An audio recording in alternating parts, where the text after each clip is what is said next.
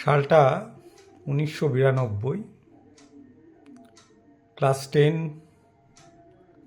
এ পড়ি আমরা।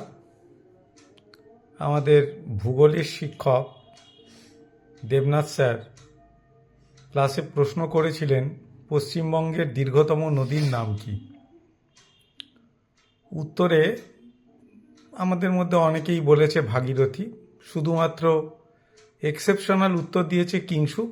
কিংশুক যে ভূগোল বইটা পড়তো সেখানে লেখা আছে পশ্চিমবঙ্গের দীর্ঘতম নদীর নাম গঙ্গা। স্যার বললেন যে না, এটা ঠিক উত্তর নয়। কিংশুক দেখালো বই। তখন স্যার বললেন যে তুমি লিখে দেবে যে পশ্চিমবঙ্গের দীর্ঘতম নদীর নাম গঙ্গা অমুক লেখকের বইয়ের অনুসারে। হঠাৎ করে পেছনের দিক থেকে একটি ছেলে বলল, স্যার আপনার নাম লিখে দিলে হবে না? স্যার বললেন, না, হইব না। কথাটা বলেই উনি বললেন, এটা কোন পোলা কইল রে?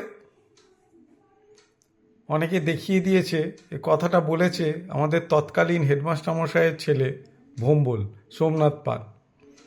স্যার বললেন, তুই হেডমাস্টার মশাইয়ের পোলা হইয়া আমায় এই কথা কইতে পারলি? আজ দাঁড়া, তোর মজা দেখাম।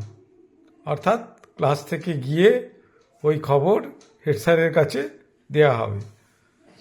ভোম্বল কিন্তু অবিচল, সেইভাবেই মিচকি মিচকি হাসছে বেঞ্চের ওপর মুখ রেখে। পুরনো কথা, পুরনো স্মৃতি মনে এলো, তাই শেয়ার করলাম।